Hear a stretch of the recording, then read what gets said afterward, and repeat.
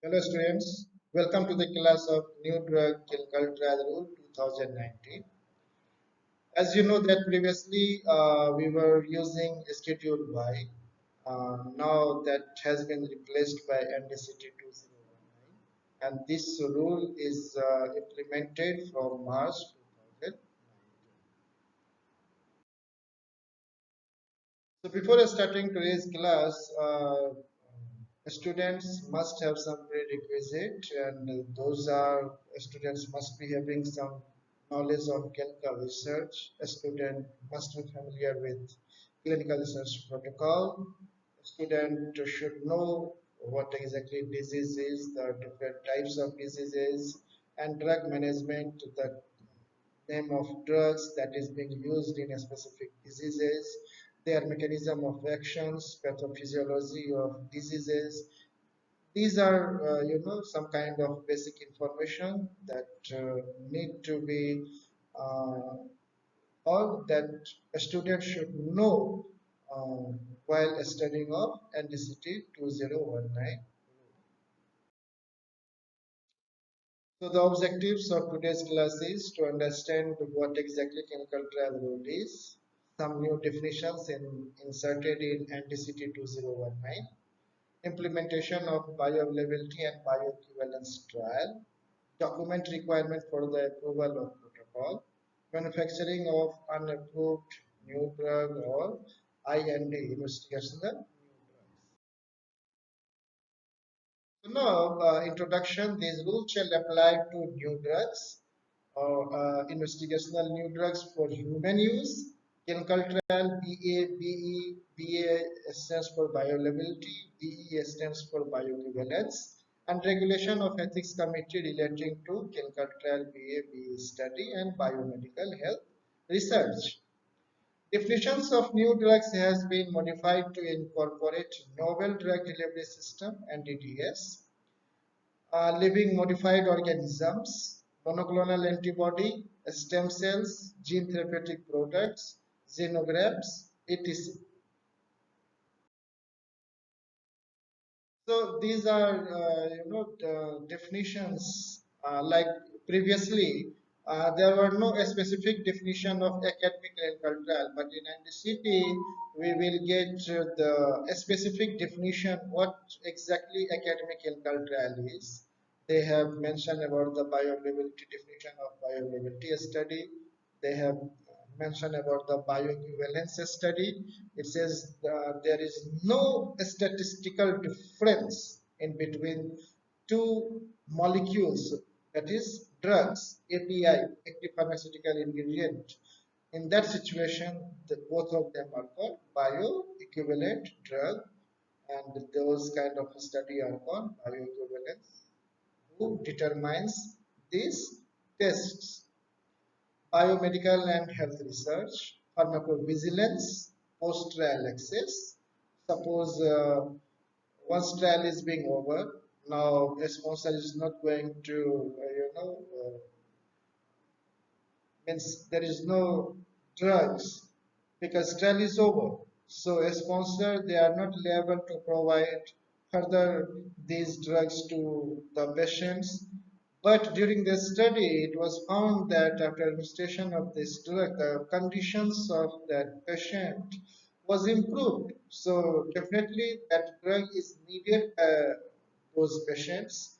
So post-trial access, there is one clause where if in that situation that trial is completed but that drug is not available in the market, so sponsors upon request from ethics committee or investigator, sponsors can make available those drugs for those patients who were benefited after administration of those drugs. Then similar biologics and orphan drugs. So these are some important definitions that is being inserted in NDCT 2019. So now clinical trial bioavailability and bioequivalence a study of new drug and investigational new drug. What it is, we'll see in our later slide. In case of an application of a new drug discovered in India or research and development of drug are being done in India, and also the drug is proposed to be manufactured in India. Such applications shall be disposed of within a period of 30 working days from the date of the receipt of the application by the said authority. Where no communication has been received, the permission to conduct clinical trials shall be deemed to have been granted. In case of clinical trial of a new drug which is already approved and marketed in a country, the application shall be disposed of within 90 working days. 90 working days that we need to remember. Post-trial access of new drug or IND, investigational new drug, where an investigator of a clinical trial has recommended post-trial access of the said drug after completion of clinical trial to any trial subjects, and the same has been approved by the ethics committee. The post-trial access shall be provided by the sponsor of such clinical trials to the trial subjects free of cost.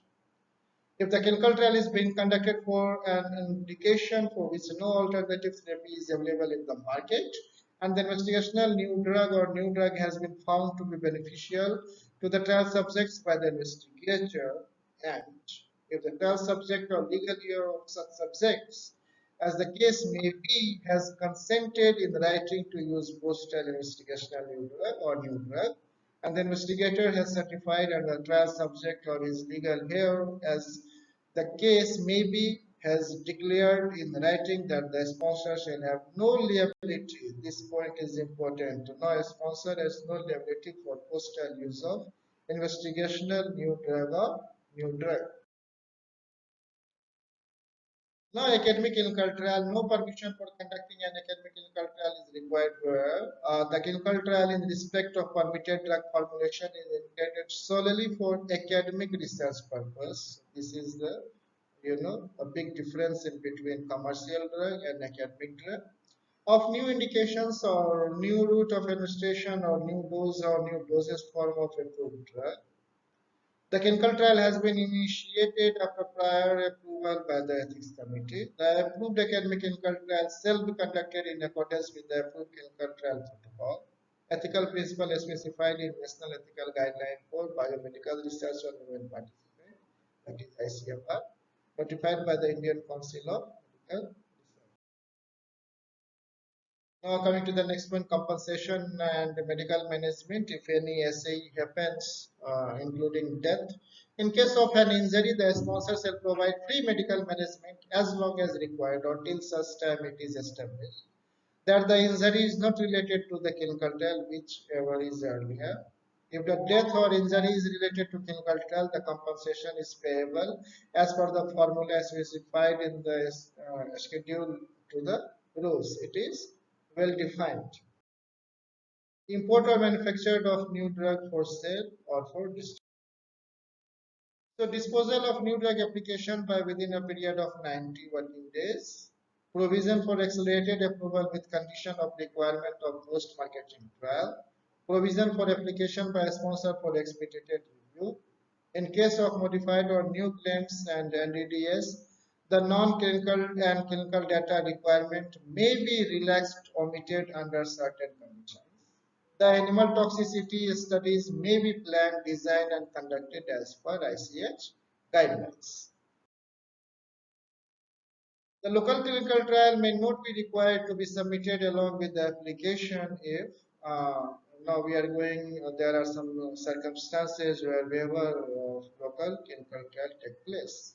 The new drug is approved and marketed in a country specified by the Central Licensing Authority, and if no major unexpected serious adverse event have been reported, or the application is for import of a new drug for which the Central Licensing Authority had already granted permission to conduct a global clinical trial which is ongoing in India, and in the meantime such new drug has been approved for marketing in country, and there is no probability or evidence on the basis of existing knowledge of difference in Indian population of the enzyme gene involved in the metabolism of the new drug or any factor affecting pharmacokinetics and pharmacodynamics, safety efficacy of the new drug, and the applicant has given any undertaking in writing to conduct phase 4 clinical trial to establish safety and effectiveness of such new drug as per design approved by the Central Licensing Authority.